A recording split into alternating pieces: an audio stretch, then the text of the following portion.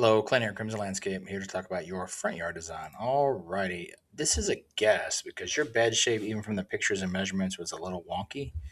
So I had a little hard time getting this straight. Okay, side yard, I have Nandinas over here, a nice, big, beautiful oak leaf hydrangea on the corner. Oak leaf hydrangea is a great plant once it matures. It takes about, even if I got a 7 gallon, it's a slow maturing plant. So I'll probably just get a 3 gallon and just give it time to mature. Variegated lirapi in the corner. I want to pop a color at distance, so it's got that two-tone green leaf plus the purple.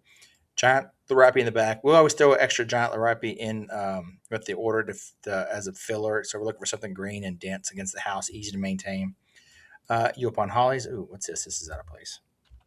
Yopon hollies, Rose Creek abelias, lamb's ear right here, great plant. Some hostas mixed in along the back, and a hydrangea. I want to mix in one hydrangea so you have a really pretty color over there.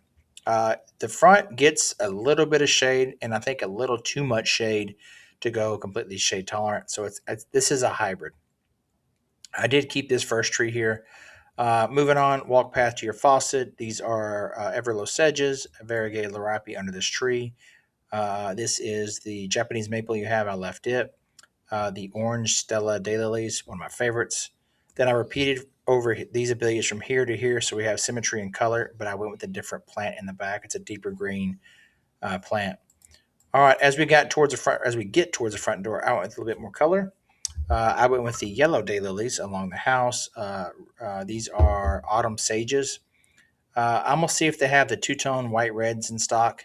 Then I'll have a Sprea here. I love Spreas; they're gorgeous. One of my favorites. I wanted the walk path to your house to be really pretty and a really big pop of color. All right, right side's a little simpler. Autumn sage, the variegated lirapi. You have that existing Japanese maple and the lamb's ear. This is a different type of abelia. This is a kaleidoscope abelia. You have your existing grasses here. We'll probably just keep those. Daisies, catmint, and just a yopon holly in the middle. Down the side of the house here, because I know we're not going all the way back yet. I just wanted something it's an easy to maintain plant that doesn't get too tall along the windows. So I went with sedges. Then along the front of your house here, I just did a simple Nandina with the walk path in place. I best guessed the bed shape, so I don't know. I did have the border in the original design, but the software went a little goofy. My son, who's an intern this summer, he's home from A&M. I had him mess with it, and I think he hit a wrong button. So he's still learning the software and getting these designs down. So I don't know if it's something I did. I'm blaming him, but I think it's something I did. Uh, this little section right here in front, I allocated river rock in here. I'll put a little bit in the quote. I don't know if we'll need it or not, because I don't think this bed shape is quite like this. I think the beds are a hair smaller. So what we do is send out these plants. I would call this design Japanese Texas. Lots of colors and textures, shade tolerant, combination of perennials and evergreens.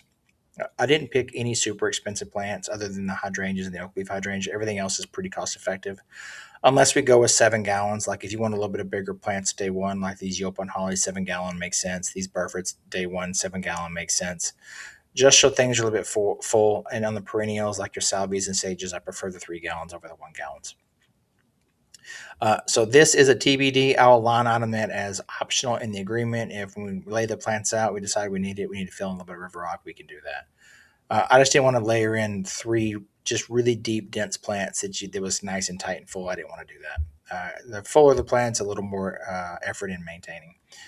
Mulch everywhere else. Of course, check your irrigation, make sure everything works. And the last bit of it is lighting. I didn't include lighting in the design, but I'll quote lighting. All right, let me pause there. Colin's walking in. It looks like he wants to talk to me, so let me hit pause and send you this video. Appreciate it. Have a great day.